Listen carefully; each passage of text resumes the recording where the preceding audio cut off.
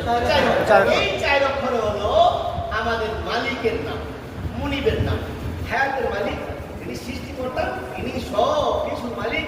এই এখন শব্দটা কেমনে পড়বো? আল্লাহ শব্দের 2 নিয়ম। আল্লাহ শব্দের 2 নিয়ম। আল্লাহ শব্দের কয় নিয়ম? আল্লাহ শব্দের 2 নিয়ম। পাতলা আর মোটা। পাতলা আর মোটা। আল্লাহ শব্দের কয় নিয়ম?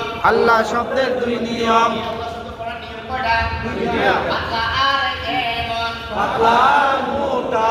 আল্লাহ শব্দের ডাইনে যদি, আল্লাহ শব্দের ডাইনে যদি আল্লাহ শব্দের ডাইনে যদি জবর কিংবা পেশ হয়, জবর কিংবা পেশ হয়, আল্লাহ শব্দের লাম তখন আল্লাহ শব্দের লাম মোটা করে পড়তে হয়। মোটা করে পড়তে হয়। আল্লাহ শব্দের ডাইনে যদি জের হাকাত পাওয়া যায়, আল্লাহ শব্দের ডাইনে যদি জের জের হাকাত পাওয়া যায়, জের হারকত পাওয়া যায়, আল্লাহ শব্দের লাম তখন পাতলা করে পড়তে হয়। আল্লাহ শব্দের লাম তখন পাতলা করে পড়তে হয়। এবার আপনারা বুঝছেন, তাহলে আল্লাহ শব্দের ডাইন দিকে জবর হলে আল্লাহ শব্দ হবে কি?